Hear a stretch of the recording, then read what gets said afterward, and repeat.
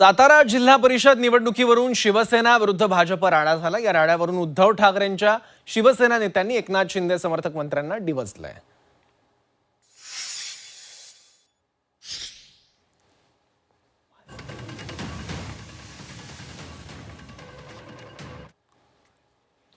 या राज्यामध्ये मंत्री मार खात आहेत आणि एवढी वाईट परिस्थिती आहे मंत्र्यांची, भारतीय जनता पक्षाचं नाव घ्यायला घाबरतायत। कोण पोलिसाची हिम्मत होते? पोलीस हे प्यादे आणि पोलीस हे प्यादे, या पोलीस मारतो तुम्हाला आणि तुम्ही मूग गिळून गप्प बसताय। कुठे गेला तुमचा स्वाभिमान? कुठे गेला तुमची बंडखोरी वृत्ती? आणि मला वाईट तर वाटतं, राष्ट्रवादीने देखील मार खाल्लाय। म्हणजे फक्त शिवसेनानेच मार खाल्ला नाही, राष्ट्रवादीने मार खाल्लाय। जो तुम्ही निर्णय त्यावेळेला घेतला, तुम्ही दोघे बाहेर पडा सत्तेत ना, मग कळेल।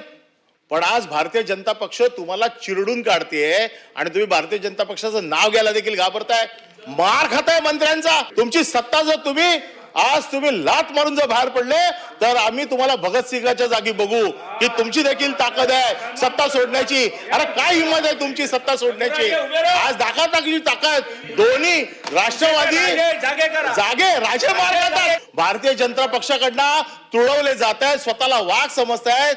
हे वाघ आता गेले कुठे? शेपटी घालून बसलेले आहेत। कुठे गेलं ते शौर्य? कुठे गेली ती ताकद?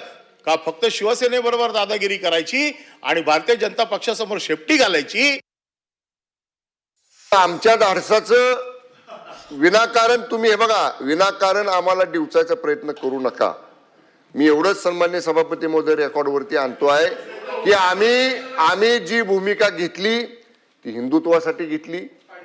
शिवसेना प्रमुख स्वर्गीय बाळासाहेब ठाकरे साहेबांनी श्रद्धेय अटल बिहारी वाजपेयी साहेबांनी केलेली भाजप शिवसेनेची युती टिकवावी म्हणून घेतली। त्यांनी असा उल्लेख केला की उठाव केल्यानंतर आम्ही जे आता काही शंभूराज देसाई साहेबांच्या संदर्भामध्ये झालं त्याच्यामध्ये शेपटी घातलेली असं त्यांनी उल्लेख केला।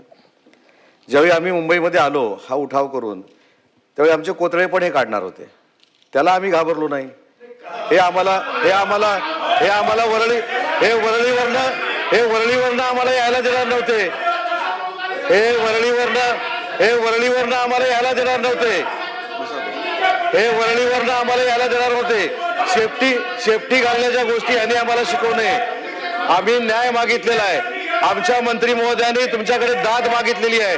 हा राजकीय संस्कार आहे आणि ज्यांना संस्कार नाही ते असं बोलतात।